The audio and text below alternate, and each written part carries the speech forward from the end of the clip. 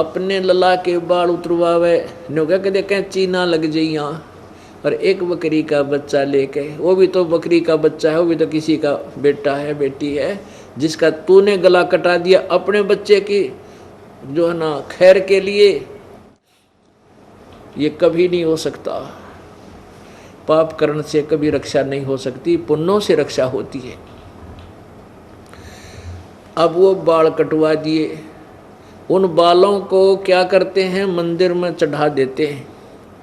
पुजारी उनको उठा करके एक बोरी में भर लेता है सारे, और श्याम ने कुर्डियां पे घेर दे ठाके। अब वह बाड़ा ने के माँ सिर में मारेगी वह माता, और कौन से वह बैंक में जमा कराने के हैं, वह पुजारी बैंक में जमा कराएगा, उसने बाहर फेंकने हैं। आप क्यों ना काट के अपने घर पे डाल दो, उसने कहीं डालो। उन्हें जाना रद्दी के कुर्डियों पे है, गंध में डालना उन बालों को। तो परमात्मा हमें इस अज्ञान से हटा के तत्व ज्ञान के आधार से सतभक्ति प्रदान करना चाहते हैं, ताकि तुम्हारा कल्याण हो सके। फिर क्या बताते हैं, काचा पाका भोजन बना के माता धोकने गईया, उस माता ऊपर कुत्ता मुते ओ क्यों ना मर गईया, रे भोड़ी सी दुनिया गुरु बिन कैसे सरिया। हमारी दादी जा करती माता दुखवाया करती हमारे से दादी जी, और वो क्या करा करती, ये गुलगुले पूड़े पाड़े बनवा लिए, दलिया बनवा लिया मीठा, और नो कहती है जल्दी करे। मेरी चाची ताइया ने कहती जल्दी बना, कितनी देर ला दी तने। वो नो कहती वह पक्या अच्छी तरह ना बनाने बोली, बना देने काचा पाका जल्दी करे, वारो है फिर खेत में जाना है। तो दादी ने बेरा था कुत्ते ने खाना है और माता कौन सी खाओगी, पर डरते वह परंपरा पड़ रही थी। वो ले जाते काचा पाका बनाकर वहाँ माता के उस पर डाल देते। वो माता कितनी थी, एक तो माता वो थी जो गुड़गामे वाली, उसी का प्रारूप है कि बार बार वहाँ ना जाना पड़ेगा। अपने किसी खेत में या घर में 4 ईंट ला के ऐसे और छोटी सी मंडी बना लेते थे, या कहीं बाहर एक कॉमन स्थान पर एक गांव के अंदर बना देते थे बनी में। तो वहाँ क्या होता था, एक छोटा सा मंदिर बना रखा होता था जिसमें 2-4 कुत्ते आराम तो बैठ जाएं इतना के, और एक चबूतरा सा बना रखा होता उसके चारों तरफ। वहाँ पूजा करने जाया करते हमारी दादी ताई हमें ले करके, और वो तो गुलगुले घेर कर नीचे उतरे को नहीं, दड़िया पूड़े इतना कुत्ते 4 चड्डे उसका चोकर देकर, और लड़े एक दूसरे और खाओ उस माता का तो नंबर भी ना आने दे। उस पर चलते समय मुँह टिकावे माता के शर में। तो परमात्मा कहते हैं, रे बोड़ी सी दुनिया, काचा पाका भोजन बना के माता धोकने गईया, उसको माता ऊपर कुत्ता मुँह ओ क्यों ना मर गईया। तू तो उस माता ने इसी शेर मान रही, क्या तेरे घर में सुख रहेगी, उस पर मुँह कुत्ता, वह उसकी टांग क्यों ना तोड़ देती। यदि वहाँ कोई देवी है तो इतनी बेशर्मी में सहन करेगी। अब बुढ़िया की चोटी में कुत्ता मुत्ता 2 मारा मोगरे ठाक है, वह जीवित है, और वो उस जिसने तुम माता मान रही, जिस तक खैर मांगने जा, हर हुआ चसकती भी कोई ना, देखी सी आंख बंद हो रही थी। ये मेरे दाता जीवित बाप के लट्ठम लट्ठा और मुँह गंग पुचैया, जब आवे आसुज का महीना, वो कौआ बाप बनाइया, रे भोड़ी सी दुनिया गुरु बिन कैसे सरिया। ओहो, अब पिताजी जीवित हैं, उनकी सेवा करो, हैं उनकी आज्ञा का पालन करो, ताकि वो खुश हों तुम्हारे से। जब पिताजी भेजेगा इशार पावेगा जींद बा लड़का, हैं फिर वो उसको जले जा उसका खून, तू वहाँ क्यों नहीं गया, तने यूँ नहीं करा, तने के पड़ी, माफ़ कर लूँगा। यानी जीव जब इतने तो बाप की एक नहीं माने हैं, उसके साथ खस्से जागा, सारी उल्टी सुल्टी बात करेगा, और मरने के बाद फिर कुल के लोग इकट्ठे करके न्यों तेरे पिता की गति करा का गंगा में, गंगा मस्ती गेर का ना, तेरे बाप की मुक्ति नहीं होगी। क्योंकि जीवित बाप गिर तो लट्ठम लट्ठा और मुँह गंग पुचैया, और फिर आवे आसुज का महीना, फिर कौआ बाप बनैया, रे बोड़ी सी दुनिया। अब क्या बताते हैं, नर से तीतू पशुआ की जय गद्दा बैल बनाई, ये 56 भोग कहाँ मन बोरे कहीं कुरडी चरने जाई। प्रेत शिला पर जा बिराजे पितरों पिंड भराई, बहुर श्राद्ध खान को आए काग भये कल माही। अब क्या करते हैं, श्राद्धों का मौसम, युवासुज का महीना चला गया कनागतों का, जिसमें श्राद्ध निकाले जाते हैं। 16 दिन सेलेक्ट कर रखे हैं। उन 16 दिन आसोज में, आसोज की अमावस्या से लेकर पूर्णमासी तक ये 16 दिन सेलेक्ट कर रखे हैं। और जिस दिन भी कोई पिताजी की मृत्यु हुई है, भाई प्रथमा को, द्वितीया को, तृतीया को, चतुर्थी को या पांचम, छठ को, आठम को, जिस दिन भी, तो इन 16 दिनों के अंदर उसी दिन उस पिता के श्राद्ध निकाल दो, तो क्या हो जाएगा कि पिता की गति हो जाएगी। पहले तो पिंड भरवावें कि इसका गया में जाकर पिंड भरवा का हो ताकि इसकी गति हो जाए, पिंड भरवा दिया। फिर कहीं श्राद्ध निकालो, प्रेत शिला पर जा बिराजे पितरों पिंड भराई, न्यों कहे पितर के पिंड भरा दिए, ई वो प्रेत शिला पर चला गया। बता के कला टूट गया, भूत है तो भूत ही तो रहा, प्रेत शिला पर बैठ गया। फिर क्या कहते हैं कि आसुज के महीने में जब श्राद्ध निकालते हैं, उसका एक दिन वो गुरुजी आएगा, बढ़िया खीर हलवा पूरी बनवाएगा और बनवा के सबसे पहले छत पर रखेगा और कहेगा देखना ऊपर रख दो। अब तो रखते ही कौवा आवेगा और कौवा उसको उनके मोहन भोग को खाएगा। तो फिर गुरुजी क्या कहेगा, अगर देख लग गया तेरे पिता को भोग, के बेरा हो सकता कौवा ही बन गया हो। अरे तेरा गजब हो। अब कहाँ से पिता की गति कराने लगे थे, पहले अस्थि उठाओ पिता की गति हो गया, गंगा में डाल काओ, फिर 13वीं बनाओ, 13वीं करो, किस लिए पिता की गति हो जाएगी, फिर महीना करो, फिर 6 माही करो और फिर वर्षी करो, किस लिए, पिता की गति करने के लिए। और फिर पिंड भरवाओ, फिर श्राद्ध निकालो, किस लिए, पिता की गति करने के। अरे वो पिता कौवा बना दिया कि हो सकता तेरा पिता कौवा बन गया हो, देख लाग गया ना भोग, और हम राजी होते हो ठीक है, कौवे ने भोग लगा दिया, पिताजी ने भोग लग गया। अरे तेरा गजब भैया। जीवित बाप के लट्ठम लट्ठा मुआ गंग पुचैया, जब आवे आसोज का महीना वो कौवा बाप बनाया रे भोड़ी सी दुनिया, सतगुरु बिन कैसे ही सरिया। आसोज के महीने में कौवा बाप बना, वो बाप कौवा बना के छोड़ दिया गति करान वालों ने। अब क्या बताते हैं, जय सतगुरु की संगत करते ये सकल कर्म कट जाई। जय सतगुरु की संगत करते सकल कर्म कट जाई, अमरपुरी पर आसन होते जहां धूप ना छाई। जय सतगुरु की संगत करते यानी परम संत तत्वदर्शी संत तुझे मिल जाता, ये सारे झंझट मिट जाते और अमरपुरी में तेरा ठिकाना होता सतलोक के अंदर। गीता जी अध्याय नंबर 18 के श्लोक नंबर 62 में कहा कि अर्जुन तू सर्वभाव से उस परमेश्वर की शरण में जा जिसकी कृपा से तू परम शांति और शाश्वत स्थान अमरपुरी, अमर स्थान, अमर लोक, अमरपुरी पर आसन होते जहां धूप ना छाई, जहां तुझे कोई कष्ट नहीं था वहां तेरा ठिकाना बनता है।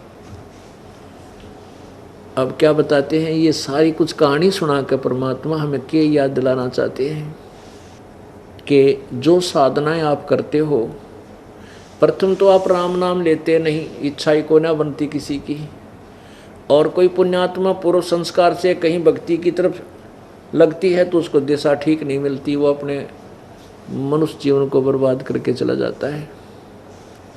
और जब साधना हमें मिलती है परमात्मा की, तो फिर हमें सर्व सुख प्राप्त होते हैं, हमारा मोक्ष हो जाता है। अब जैसे हम ये श्राद्ध निकालते हैं, तो श्राद्ध कहाँ से लिए? हमने अपने पुराणों से हमने श्राद्ध निकालने का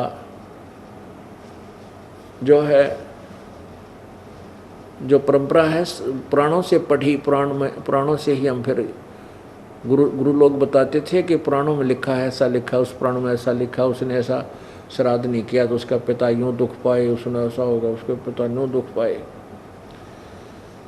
पुण्यात्माओं, एक रुचि ऋषि था, रुचि ऋषि, उसने वेदों को पढ़ा। वेदों में लिखा है कि मनुष्य जीवन दुर्लभ है और मनुष्य जीवन प्राप्त करके एक परमात्मा जो कुल का मालिक है, उसके अतिरिक्त किसी आन उपासना नहीं करनी चाहिए, ना कोई कर्मकांड करना चाहिए, जैसे श्राद्ध शुद्ध निकालना, तीर्थ बर्मन आदि। केवल एक परमात्मा की साधना करनी चाहिए, वही पूर्ण मोक्षदायक है और उसकी भक्ति अनन्य मन से करनी चाहिए। तो उस पुण्यात्मा ने जैसा भी विचारों वेदों को समझा, उसके आधार से उसने ब्रह्मचर्य का पालन किया और वेदों अनुसार जो भी उसको साधना की प्राप्त हुई थी कर रहा था। उसकी 40 साल की उम्र हो गई थी, 40 वर्ष की। तब उसके 3 पहले के 4 पिताजी, दादाजी, परदादाजी और चौथा दादाजी, ये 4 पितर दिखाई दिए। उन पितरों ने कहा कि बेटा तू शादी करवा ले, तू विवाह क्यों नहीं करवाता, आप शादी करवाओ और हमारे श्राद्ध निकाल लो, हम अधोगति को प्राप्त हो रहे हैं यदि तू हमारे श्राद्ध नहीं निकालेगा। अब रुचि ऋषि सामने ऊपर आकाश में अपने 4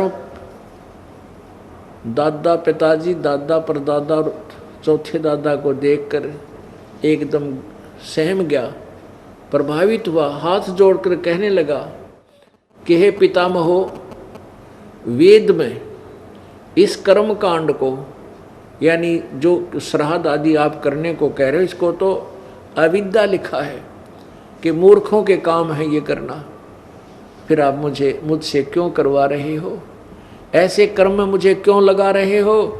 और पितर भी स्वीकार करते, कहाँ बेटा, वेदों में इसको अविद्या ही लिखा है, फिर भी ऐसा है वैसा है, तगड़मबाजी मारते हैं। कोई बात हुई? एक राजा का संविधान है, राजा का विधान है कि ऐसा करोगे तो तुम्हें ये सजा मिलेगी। जैसे किसी ने किसी की हत्या कर दी तो उसको सजा मिलेगी, 20 साल की कैद होगी, और उसके विपरीत उस कानून को तोड़ने से। अब जैसे एक दरोगा का मित्र था एक व्यक्ति गांव में, तो उसने अपने मित्र दरोगा से, जो उसी क्षेत्र का प्रभारी था, उसे जाकर कहा कि मेरा साथ वाला घर में मेरा एक पड़ोसी मुझे बहुत परेशान कर रहा है, मैं बहुत तंग कर रखा हूँ उसने। तो उस दरोगा जी ने कहा उसके मित्र ने कि तू मार उसका लठ, माफ देख लूँगा। अब दरोगा जी के आदेश का पालन करते हुए उस व्यक्ति ने आकर अपने पड़ोसी के झगड़ा ठान लिया और लट्ठम लट्ठा हो गया, उसका सिर में चोट लगने से वो पड़ोसी मर गया। अब पड़ोसी मर गया तो राजा का विधान टूट गया, तो उसको पुलिस पकड़ कर लेकर गई और जेल में डाल दिया, उसको सजा हुई। अब क्योंकि उसने राजा का विधान तोड़ दिया, एक अधिकारी के कहने थे, अधिकारी की आज्ञा का पालन कर लिया और राजा का विधान तोड़ दिया, तो दंड का भागी हुआ। इसी प्रकार हमारे वेदों और गीता जी में परमात्मा का विधान है, उसके अनुसार साधना हमने करनी है, उसके विपरीत नहीं करनी चाहिए। यदि उसके विपरीत कोई देव है, चाहे ब्रह्मा है, चाहे विष्णु है, चाहे शिव है, या कोई और ऋषि है, महर्षि है, कोई आज्ञा करता है उस परमात्मा के विधान के विपरीत कोई साधना करने को, तो वो शास्त्र विधि विरुद्ध साधना है। और गीता जी अध्याय नंबर 16 के श्लोक नंबर 23 में लिखा है कि शास्त्र विधि को त्याग कर जो मनमाना आचरण करते हैं, वो मनमानी पूजा करते हैं, ना उनकी कोई गति होती है, ना कार्य कोई सिद्धि होती है, ना उनका कोई सुख प्राप्त होता है, उनको व्यर्थ होता है। पितर खुद स्वीकार कर रहे हैं कि जो भी आप क्रिया कह रहे हो वेदों में इसको अविद्या बताया है, और स्वयं कह रहे हैं कि पुत्र फिर भी ऐसा है ना, पितर ये दे देते हैं, पितर वो दे देते हैं, तो वो आदेश पितरों का है। विष्णु पुराण के अंदर यहां तक प्रमाण लिखा है कि श्राद्ध निकालने के लिए ब्राह्मण बुलाने चाहिए, जैसे पितरों के लिए तो इवन नंबर, और देवताओं के लिए ऑड नंबर है। फिर उसमें आगे बताया है कि यदि 1000 ब्राह्मण बुलाए गए हों श्राद्ध निकालते समय, और उनके समक्ष एक योगी यानी तत्वदर्शी संत एक अकेला ही वहां बुला लिया जाए श्राद्ध कर्म में, तो वो तत्वदर्शी संत उन 1000 ब्राह्मणों का भी उद्धार करे और यजमान का भी उद्धार करे। तो पुण्यात्माओं, परमात्मा कहते हैं एक का साध्य सब सदय, सब साध्य सब जावे, और माली सींचे मूल को फिर फले फूले अगावे। हम क्यों ना उस ऐसे तत्वदर्शी संत की खोज करें जिससे हमारा भी उद्धार हो और हमारे पितरों का भी उद्धार हो, उन पितरों का भी उद्धार करे वो योगी। ये देखिएगा विष्णु पुराण, इसके 213 पृष्ठ पे ये है श्री विष्णु पुराण। इसके श्री विष्णु पुराण अनुवादक हैं श्री मुनिलाल गुप्त, और कहाँ से ये प्रकाशित और मुद्रित है? गीता प्रेस गोरखपुर, गोविंद भवन कार्यालय कोलकाता का संस्थान है। इसके 213 पृष्ठ पे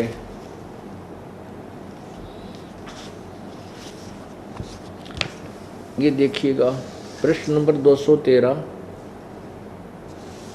और तृतीय अंश, अध्याय नंबर 15 और 16, ये 16 में है। अध्याय नंबर 15 के लास्ट में है कि हे भोपाल, पितर गण का आधार चंद्रमा है और चंद्रमा का आधार योग है, इसलिए श्राद्ध में योगी जन को नियुक्त करना अति उत्तम है।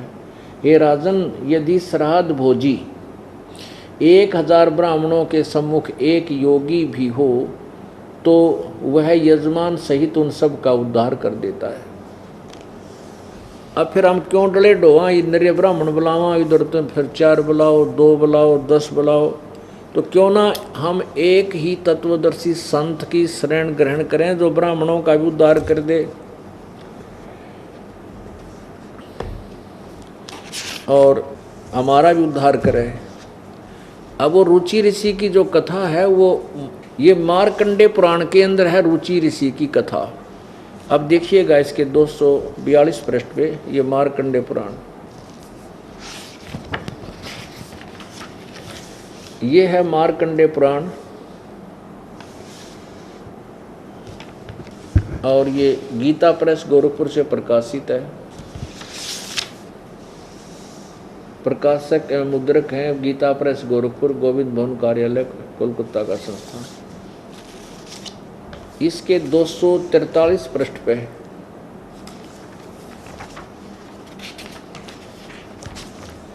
ये देखिएगा 242 पृष्ठ से प्रारंभ होता है संक्षिप्त मार्कंडे पुराण। नीचे रोच्य मुनि की उत्पत्ति कथा, रोच्य मार्कंडे जी कहते हैं, ब्राह्मण पूर्व काल की बात है, प्रजापति रुचि ममता और अहंकार से रहित इस पृथ्वी पर विचरते थे। उन्हें किसी से भय नहीं था। वे बहुत कम सोते थे। उन्होंने न तो अग्नि की स्थापना की थी, न अपने लिए घर ही बना रखा था। वे एक बार भोजन करते और बिना आश्रम के रहते थे। उन्हें सब प्रकार की आसक्तियों से रहित एवं मुनिवर्ती में रहते देखकर उनके पितरों ने उनसे कहा। पितर बोले, बेटा विवाह स्वर्ग और अपवर्ग का हेतु होने के कारण एक पुण्यमय कार्य है, उसे तुमने क्यों नहीं किया? गृहस्थ पुरुष समस्त देवताओं, पितरों, ऋषियों और अतिथियों की पूजा करके पुण्यमय लोकों को प्राप्त करता है। अब देखो, एक गृहस्थ पुरुष समस्त देवताओं, पितरों, ऋषियों और अतिथियों की पूजा करके पुण्यमय लोकों को प्राप्त करता है, मोक्ष नहीं। वह सभा के उच्चारण से देवताओं को सवधा, शब्द से पितरों को तथा अन्नदान बलि वैश्वदेव आदि से भूत आदि प्राणियों एवं अतिथियों का उनका भाग समर्पित करता है। बेटा हम ऐसा मानते हैं, यानी फाइनल नहीं है, हम ऐसा मानते हैं कि गृहस्थ आश्रम को स्वीकार न करने पर तुम्हें इस जीवन में कलेश पर कलेश उठाना पड़ेगा और मृत्यु के बाद में और दूसरे जन्म में भी कलेश ही भोगने पड़ेंगे। अब रुचि ने कहा, पितरगण, परिग्रह मात्र अत्यंत दुख है एवं पाप का कारण होता है। उससे मनुष्य की अधोगति होती है। यही सोचकर मैंने पहले स्त्री संग्रह नहीं किया। मन और इंद्रियों को नियंत्रण में रखकर जो यह आत्म संयम किया जाता है, वह भी परिग्रह करने पर मोक्ष का साधक नहीं होता। ममता रूप कीचड़ में सना हुआ होने पर भी यह आत्मा जो परिग्रह शून्य चित्त रूपी जल से प्रतिदिन धोया जाता है, वह श्रेष्ठ प्रयत्न है। जितेंद्रिय विद्वानों को चाहिए कि वे उनके जन्मोद्धार संचित कर्म रूपी पंख में न सने हुए आत्मा का ऐसे सदासन रूपी जल में प्रक्षालन करें। पितर बोले, बेटा जितेंद्रिय होने पर आत्मा प्रक्षालन करना उचित है, किंतु तुम जिस पर चल रहे हो वो मोक्ष मार्ग नहीं है। किंतु अब क्या बताते हैं, पूर्व जन्म में किया हुआ मानव का शुभाशुभ कर्म सुख दुख में भोगों के रूप में प्रतिदिन भोगने से ही क्षीण होता है। यानी कहने का भाव कर्म तो भोगना ही पड़ेगा। आगे लिखा है, रुचि ने पूछा, पितामहो, वेद में कर्म मार्ग को अविद्या कहा है, फिर क्यों आप लोग मुझे उस मार्ग में लगाते हैं? जो मुझे तुम श्राद्ध आदि निकालने के लिए कह रहे, वो तो वेद में अविद्या कहा है, फिर क्यों आप मुझे इस पाप में लगाते हो, इस मार्ग में लगाते हो? पितर बोले, ये सत्य है कि कर्म को अविद्या ही कहा गया, इसमें तनिक भी मिथ्या नहीं। फिर कुआं में पड़ जाओ तुम। आप भी मान रहे हैं कि जो भी वेद में इसको अविद्या लिखा है इसमें तनिक भी संशय नहीं है, और फिर भी कह रहे हैं बेटा ना तुम हमारे श्राद्ध निकाल। देखिए, अब देखो, ये है वो, इन चित्र भी बना रखा है। ये रुचि ऋषि और आकाश में ये 4 पितर दिखाई दिए। ये भी पहले ऋषि थे, ये करके काम अपना क्रम बिगाड़ गए ने, दुनिया के खा टिकड़े श्राद्ध कटवा का आप भी भूत बन गए, और बेटे नौर सलाह दे रहेगा ना तो भी इससे काम में आ जा। जबकि गीता जी अध्याय नंबर 9 के श्लोक नंबर 25 में लिखा है कि भूत पूजनीय भूत बनेंगे, पितरों को पूजने वाले पितर बनेंगे, और देवताओं के पूजने वाले देवताओं को प्राप्त होंगे, मेरे पूजने वाले मुझे प्राप्त होंगे। अब पितर पूजने वाले पितर बनेंगे, ये चारों पितर बन गए। वही क्रिया इनके दिमाग में गूंज रही थी, घूम रही थी, उसी को सत्य मान रहे थे। अपने पुत्र को भी उसी नरक में डालने की चेष्टा कर रहे हैं। आगे देखा, ये 244 पृष्ठ पे रुचि ने कहा, पितरो, अब तो मैं बूढ़ा हो गया, भला मुझको कौन स्त्री देगा? इसके सिवा मुझ जैसे दरिद्र के लिए स्त्री को रखना बहुत कठिन कार्य है। पितर बोले, वत्स, यदि हमारी बात नहीं मानेगा तो हम लोगों का पतन हो जाएगा और हमारी भी अधोगति होगी। तेरा गजब भैया, अरे भूत बन रे इस तागौर के गति अधोगति होगी तुम्हारी आखिर हो रही यार, फिर भी नो क्या हमारे श्राद्ध निकाल दे। अब परमात्मा अपनी अमृतवाणी बताते हैं, गुरुआ गांव बिगाड़े संतो गुरुआ गांव बिगाड़े, ऐसे कर्म जीव कहला दिए ईब झड़े ना जाड़े। अब इनको कोई समझावे कि भाई ये काम ना करो, ये पत्थर मत श्राद्ध मत निकालो, तो कति नहीं मानती बोली आत्मा। नो कह देख हम अपने पिताजी के लिए ये भी नहीं कर सकते। रे भले आदमी हो, जब आपके माता या पिता जीवित थे वो दिन में 2 बार तो कम से कम आहार करते थे, और अब मरने के बाद एक तरफ तो कहो वे भूखे रहते हैं इसलिए उनको आहार कराना चाहिए हैं, और वो जो 1 वर्ष में 1 दिन छठ या सातम ने श्राद्ध निकाल दिया, तो इससे सिद्ध हो गया कि तुम्हारे पिताजी तृप्त हो गए, 1 वर्ष के लिए छक गए वे। या भी अकल मार रखी हमारी। रे 1 दिन में श्राद्ध करने से क्या तेरे पिताजी का पेट भर गया? यदि तेरा पिता कौवा बन गया तो प्रतिदिन 2 रोटी तोड़ के और ऊपर छत पर रख छोटे टुकड़े बना के, तेरा पिता कौवा तो बनवा दिया इन्होंने, कम से कम उसका पेट तो भरा रहे। डेली डाल 2-4 रोटी, चिड़िया बन रहा हो चिड़िया खा लेगा, हैं भाई कोई काबर बन गया काबर बन के खा लेगा, कोई कीड़ी बन गया होगा कीड़ी का मुंह पड़ जाएगा। ये कैसे होगा कि तेरा पिताजी स्वर्ग में है और वहाँ उसको आहार नहीं मिल रहा? पितरों को स्वर्ग में कौन जान देगा, वह पितरलोक अलग होता है।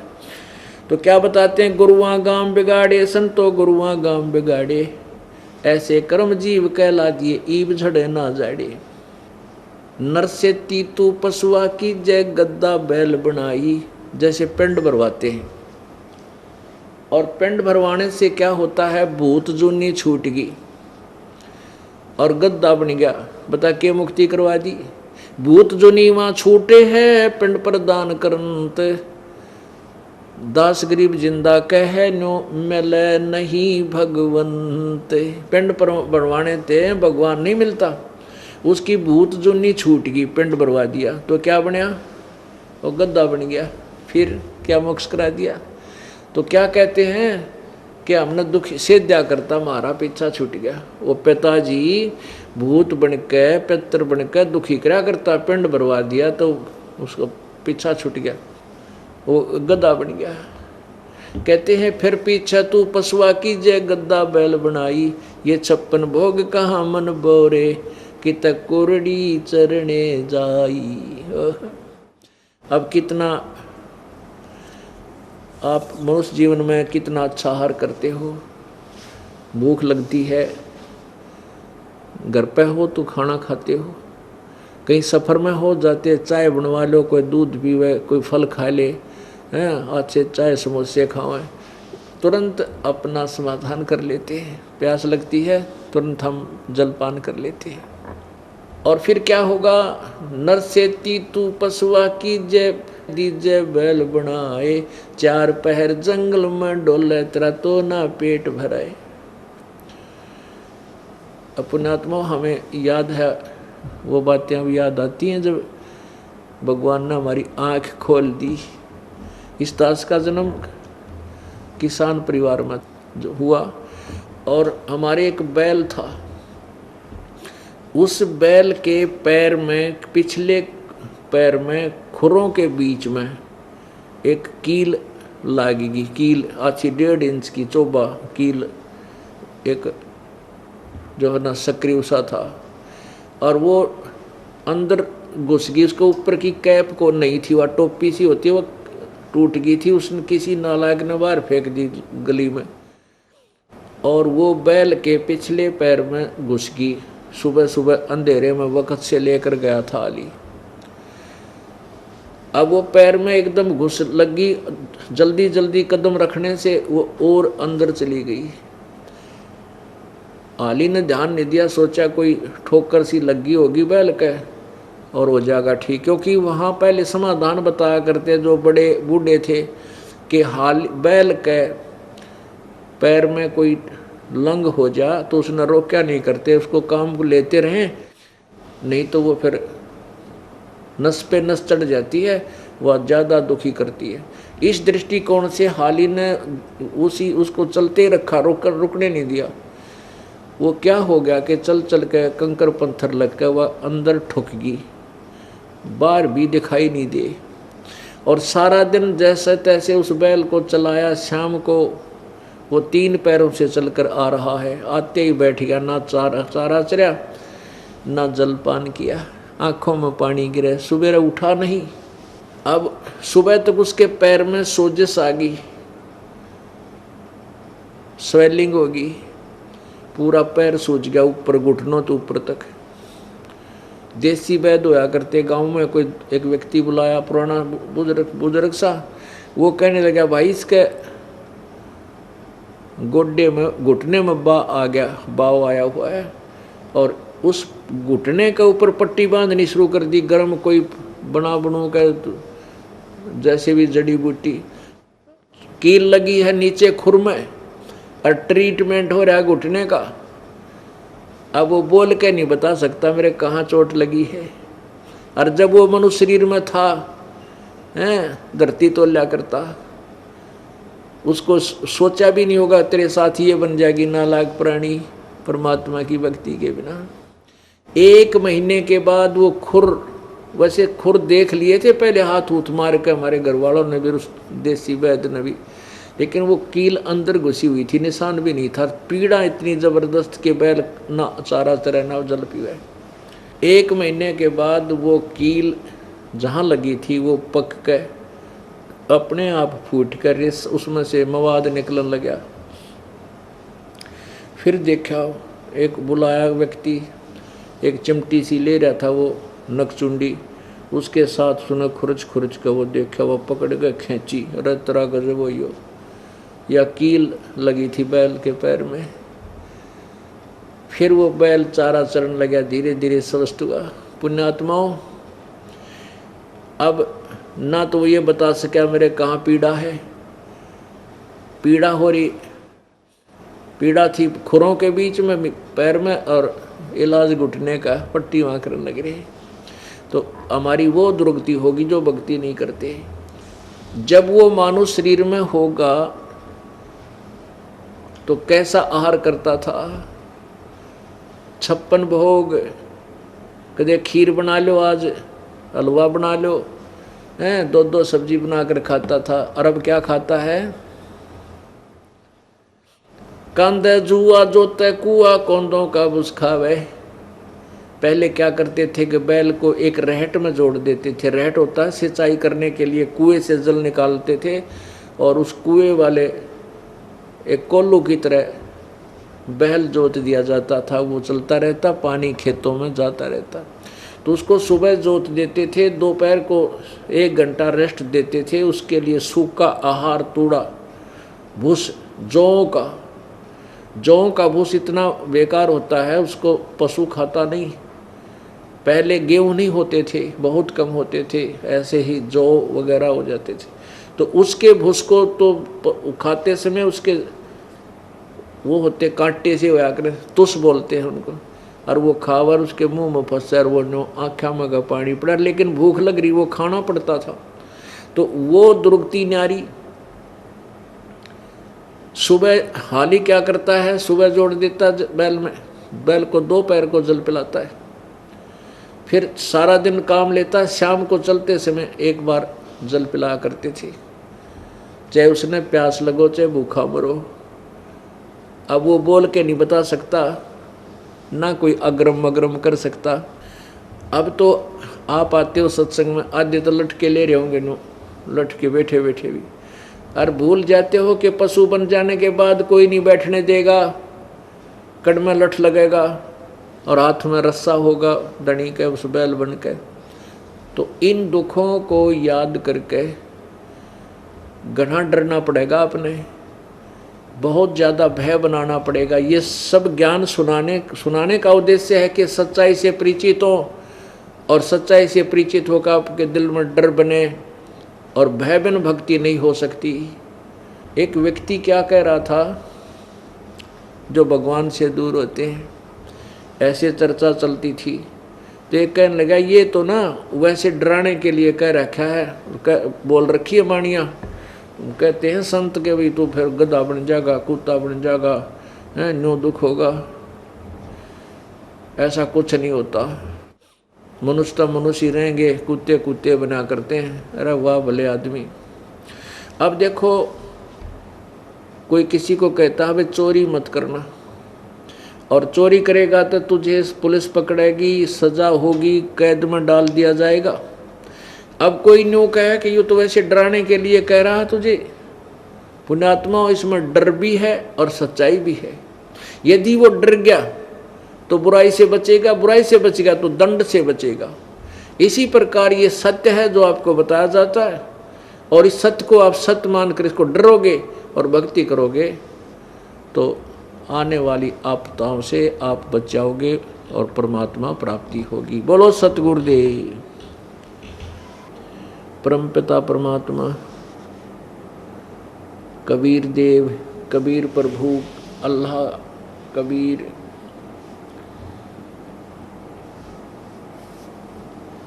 ये पूर्ण परमात्मा है, सारी सृष्टि के रचनहार हैं। और ये वही परमात्मा है जो आज से लगभग 600 वर्ष पूर्व पवित्र भारतवर्ष की पवित्र भूमि पर बनारस शहर के अंदर एक लहर तारा तालाब पर कमल के फूल पर शिशु रूप धारण करके प्रकट हुए थे। किसी माँ से जन्म नहीं लिया था, और उनको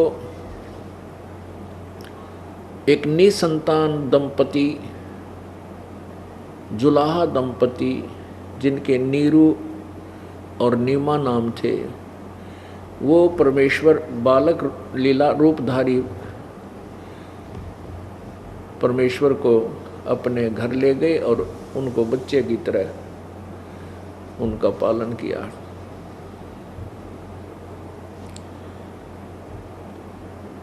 पुण्यात्माओं कई शंकाएं हो जाती हैं कि एक तरफ तो हम भगवान परमेश्वर कबीर देव को सबका पालनहार कहते हैं, और फिर उनका पालन किया एक जुलाहे ने। यही बात बिगड़ी हुई है कि हम परमात्मा की महिमा से अपरिचित हैं, और परमेश्वर कबीर देव जी की लीला से हम पूर्ण रूप से अनभिज्ञ हैं।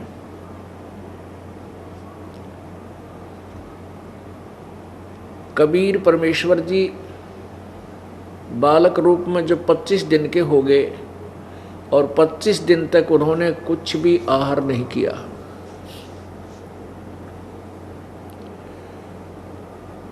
माता पिता मुँह बोले माता पिता नीरू और नीमा जो जुलाहे थे वो बहुत चिंतित हुए, और भक्तमती नीमा का विशेष प्रेम, विशेष लगाव, पुत्रवत, पुत्र की तरह बालक कबीर जी में हो गया था। और नीमा ये कह रही थी, मन मन में सोच रही थी कि 25 दिन हो गए मेरे बच्चे ने कुछ आहार किया नहीं,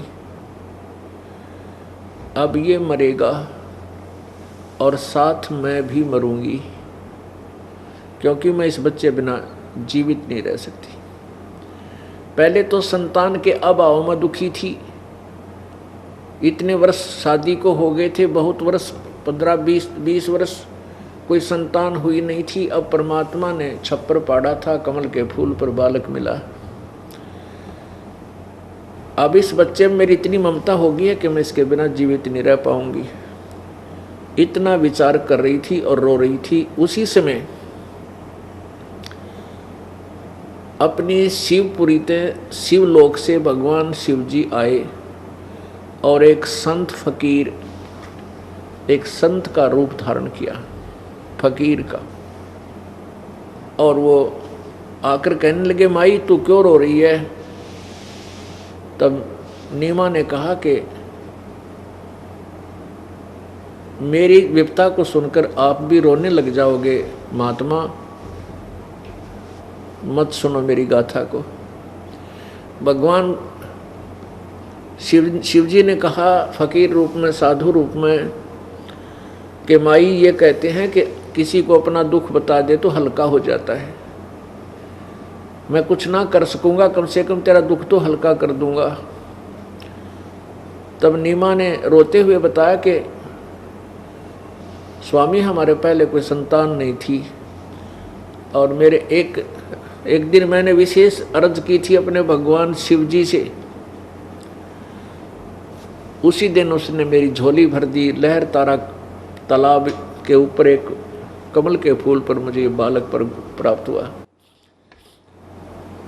अब कारण क्या था कि वो मुसलमान दुल्हे थे नीरू और नीमा, और फिर भी भगवान शिव को विशेष रूप से पूजती थी वो नीमा, नीरू और नीमा अंदर ही अंदर, क्योंकि कुछ ही वर्ष पहले उनको हिंदुओं से मुसलमान बनाया गया था। नीरू और नीमा इनके नाम थे। नीरू का नाम था गौरी शंकर और नीमा का नाम था सरस्वती। ये दोनों ब्राह्मण थे और भगवान शिव के बहुत ही अच्छे श्रद्धालु भक्त थे। शिव पुराण की कथा करते थे और निस्वार्थ करते थे, कोई विशेष पाखंड आडंबर नहीं करते थे। जो स्वेच्छा से कोई दान कर जाता था उससे उनका निर्वाह चल रहा था, और जो पैसा बच जाता था उसको फिर ये धर्म पुण्य में लगा देते थे, संग्रह संचन नहीं करते थे। जिस कारण से आसपास की उस क्षेत्र में, कॉलोनी में अन्य जो नकली ब्राह्मण थे, स्वार्थी थे, जो पैसे के लिए ही सारा कुछ दुनिया को गुमराह करते थे, श्राद्ध श्रुद्ध निकलवाते थे, पिंड भरवाते थे, वो उनकी महिमा घटती जा रही थी और गौरी शंकर और सरस्वती की महिमा उस कॉलोनी में बढ़ रही थी। तो वो ब्राह्मण, हिंदू ब्राह्मण उनसे ईर्ष्या रखते थे। उधर से मुसलमान दाव लगाए रहते थे कि हिंदुओं को मुसलमान बनाया जाए। जब उन मुसलमानों को ये पता लगा, काजी पीरों को, कि इस गौरी शंकर और सरस्वती का कोई ब्राह्मण साथी नहीं है, तो उन्होंने जबरदस्ती उनको मुसलमान बना दिया था। और जो स्वार्थी ब्राह्मण थे उन्होंने डंडोरा पीट दिया था कि ये मुसलमान बन गए हैं, इनको जाति से निकाल दिया है, इनका गंगा में स्नान करना बंद है, इनसे कोई हिंदू संबंध ना रखे। तो उसके बाद उन्होंने क्या सोचा कि अब क्या कार्य करें। पहले तो पूजा जो आती थी उससे निर्वाह हो रहा था, कथा करके जो पैसा आता था। तब उन्होंने विचार विमर्श करके जुलाहे का काम शुरू कर दिया था 10-15 वर्ष पहले, यानी परमात्मा प्राप्ति से 10-15 वर्ष पहले, जब वो मुसलमान बना दिए गए थे। अब वो जुलाहे का कार्य करने से जुलाहा कहलाए, लेकिन हृदय से परमात्मा यानी भगवान शिव जी की चाह न्यों की न्यों बनी हुई थी। ऊपर दिखावा नहीं करते थे पर अंदर से उसी की साधना करते थे। इसलिए भगवान शिव जी कहते हैं, जो जाकी शरणा बसे ताको ताकी लाज, और जल सोही मछली चढ़ जाइए बह जाते गजराज। पुणात्माओं, जो व्यक्ति जिस भी देव की, जिस भी प्रभु की साधना करता है, उसके आश्रित है, वो उसको दिल खोल कर राहत देता है जितनी उसकी समर्थता है। जो जाकी शरणा बसे ताको ताकी लाज, और जल सो ही मछली चढ़ जाए वो बह जाते गजराज। अब जैसे जल और मछली का जल से विशेष प्रेम होता है, पूर्ण रूप से आश्रित होती है, तो जल भी उस अपने आश्रित मछली को स्वतंत्रता दे देता है, पूरी छूट दे देता है। अब जैसे ऊपर से जल गिर रहा हो नीचे 20-30 फुट, और वहाँ से पानी गिरकर ऐसे इतना तेज फाल होता है कि गजराज बोलते हैं हाथियों के राजा, बहुत तगड़े हाथी को भी बहा ले जावे, वो इतना तेज बहाव होता है ऊपर से गिर रहे पानी का। और मछली नीचे से ऐसे ऐसे करती करती ऊपर पहुंच जाती है उस बहाव, उस पानी के बहाव के विपरीत। तो जल ने उस मछली को इतनी स्वतंत्रता दे दी है, वो कहीं घूमो फिरो, इतनी राहत देती। इसलिए बताते हैं कि जो जाकी सरना बसे, ताको ताकी लाज, और जल सोही मछली चढ़ जा, और बह जाते गजराज।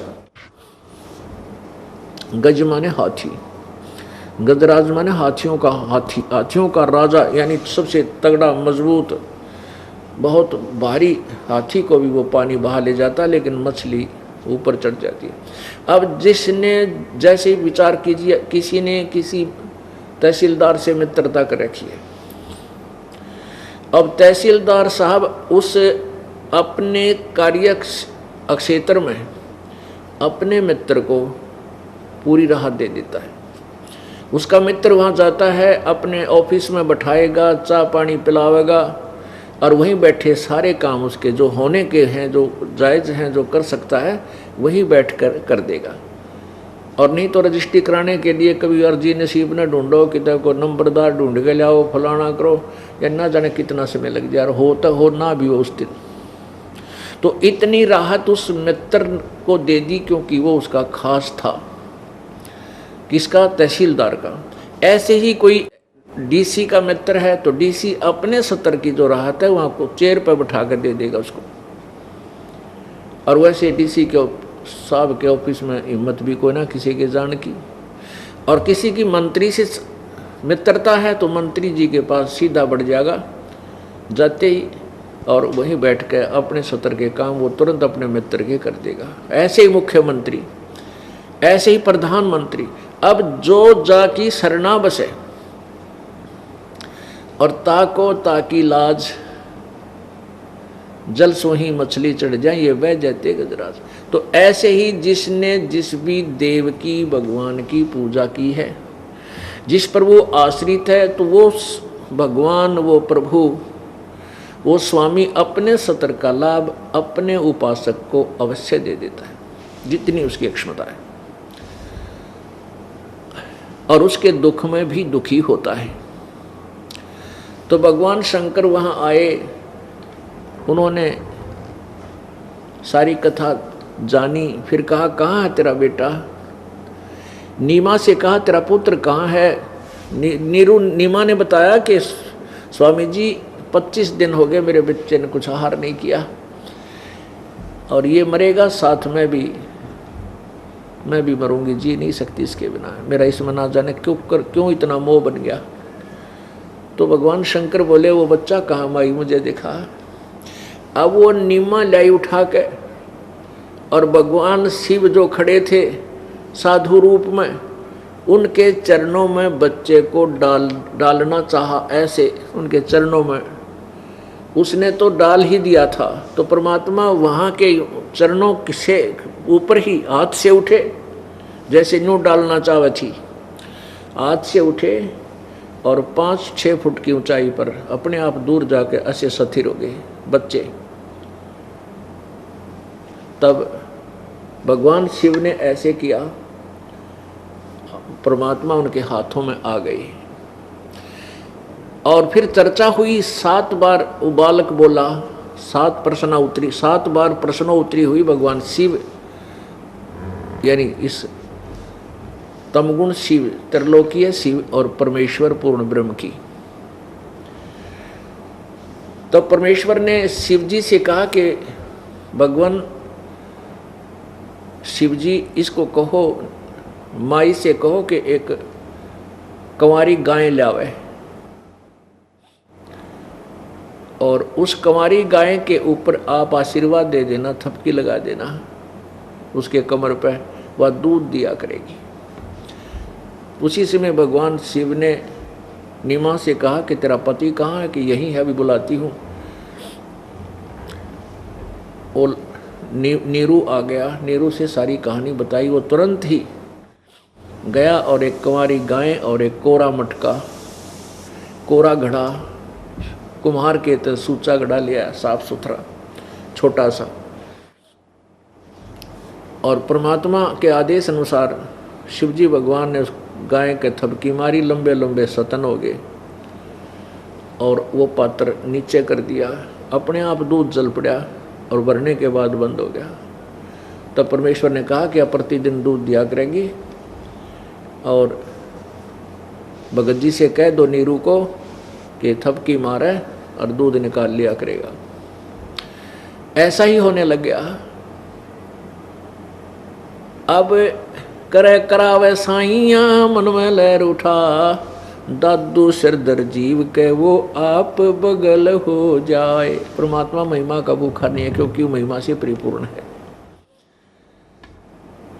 अब परमेश्वर ने शिवजी को ये महिमा दे दी और वो नीमा ये सोच रहे हैं नीरू और नीमा कि ये महात्मा बड़ा शक्तिशाली सिद्ध पुरुष है, जिसकी कृपा से मेरा बच्चा इतने ऊपर खड़ा रहा और इसकी कृपा से गाय ने दूध दे दिया। अब इतना कुछ करके शिवजी अंतर्ध्यान हो गए, चले गए। अब क्या था, नीरू और नीमा। नीमा तो पहले तो मिलकर कपड़ा बुना करते थे, दोनों मिलकर कपड़ा बुनते थे जब गुजारा होता था। अब नीमा क्या करती है, बच्चे के लिपटी रहती है, वो कुछ काम नहीं करती। नीरू अकेला कपड़ा बुनता था। फिर वो गाय और आगी एक गऊ, फिर उसकी गाय का चारा लाना, उसको काटना, संभालना, यो काम और बढ़ गया नीरू का। तो क्या हुआ कि उनका आहार निर्वाह चलना मुश्किल हो गया,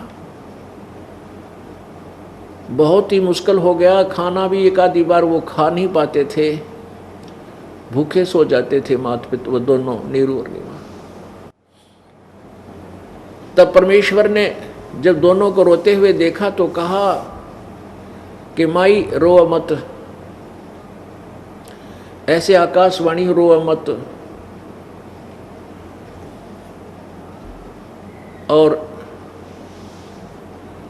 ऐसे बच्चे ने लीला की, पैर उछाला, पैर के साथ जो कपड़ा नीचे बिछा रखा था वो कपड़ा उठ गया ऊपर ने। नीमा निकटाई के कौन बोला ये,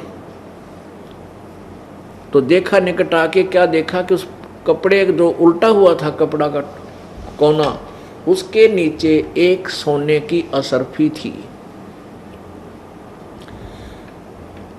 अब परमेश्वर ने वो कहा कि माई ये प्रतिदिन एक असरफी मिलेगी तुम्हें, किसी को बताना नहीं है। जिस दिन तुम किसी को बता दोगे ये तुम्हें प्राप्त होना बंद हो जाएगी। और इसको अपना जितना तुम्हें आहार चाहिए आहार के लिए रखो, बाकी धर्म में लगाते रहना। अब नीमा ने अपने पति से बताया, ये बालक क्या, ये तो कोई भगवान बच्चा आ गया हमारे घर में, कोई देवता ने जन्म, देवता ही अवतरित है कि ऐसे ऐसे हुआ। कहने का भाव है ये है कि उनका गुजारा शुरू हो गया। और कुछ वर्षों के बाद उसने नीमा ने अपनी एक पड़ोसन से जिक्र कर दिया कि ऐसे ऐसे हमारा ऐसा बेटा पैदा हुआ है और देख हमारे प्रतिदिन एक असरफी सोने की आती है। अगले दिन असरफी नहीं मिली। तब तक परमात्मा कबीर जी छोटी ही आयु में, 5-6 वर्ष की आयु में कपड़ा बुनने लगे थे, अपने पिता का सहयोग देने लगे थे। कहने का भाव ये है कि पुण्यात्माओं, जैसे ये दास पहले भी आपको बताता रहता था, यही कथाएं परमात्मा की महिमा में 600 वर्ष पहले लिखी हुई थी। और अब इन वेदों ने सेकंड कर दिया, समर्थन दे दिया कि सचमुच जब वो परमेश्वर शिशु रूप धार कर यहाँ आता है, उसकी परमेश्वर की परवरिश की लीला कुंवारी गायों से होती है। ये वेदों का के अंदर जो प्रमाण है ये दास ने बहुत वर्षों बाद देखे और ज्यों के त्यों मिले। तो इससे परमेश्वर की पहचान होगी हमें कि सचमुच ये काशी में जो दानक रूप से आए थे परमात्मा, ये वो पूर्ण परमात्मा है, सारी सृष्टि के रचनहार। अब हम क्या कहेंगे कि नीमा ने कबीर परमेश्वर की परवरिश की या कबीर परमेश्वर ने नीरू और नीमा की? कुंवारी गाय ने दूध दिया, पूरा परिवार पिया करता था, सतलोक से दूध आया करता उस पवित्र पशु गाय के अंदर, और वो स्वर्ण सर्फी सतलोक से आती थी प्रतिदिन, जिससे उनका निर्वाह चलता था। सारे ब्रह्मांडों का पालनहार वो कबीर परमेश्वर है। पवित्र गीता जी अध्याय नंबर 15 के श्लोक नंबर 16 और 17 में स्पष्ट किया कि दो भगवान प्रसिद्ध हैं, एक तो क्षर पुरुष, एक अक्षर पुरुष। क्षर पुरुष ब्रह्म को कहते हैं, अक्षर पुरुष पर ब्रह्म को कहते हैं। और इन दोनों के लोकों में जितने प्राणियों के स्थूल शरीर हैं ये सबके नाशवान हैं, इनके भी नाशवान है, भगवानों के भी। जीवात्मा अमर है। उत्तम पुरुषत्व ने 15वें अध्याय के 17वें श्लोक में कहा कि वास्तव में श्रेष्ठ भगवान तो कोई और है जिसको परमात्मा कहा जाता है, और वही तीनों लोकों में प्रवेश करके सबका धारण पोषण करता है। गीता जी अध्याय नंबर 15 के श्लोक नंबर 1 से 4 में स्पष्ट किया है कि ऊपर को जड़, नीचे को तीनों गुण रूपी शाखा, रजगुण ब्रह्मा, सतगुण विष्णु, तम गुण शिव जी रूपी शाखा वाला उल्टा लटका हुआ संसार रूपी वृक्ष है। तो पुण्यात्माओं, वृक्ष को आहार जड़ से मिलता है, मूल से मिलता है, और मूल से आहार तना में जाता है। तना अक्षर पुरुष है, ये परब्रह्म है। फिर उसके बाद डार में जाता है, डार ये क्षर पुरुष यानी ब्रह्म है, ज्योति निरंजन 21 ब्रह्मांड का स्वामी। और डार से फिर शाखाओं में जाता है, और पात रूप संसार।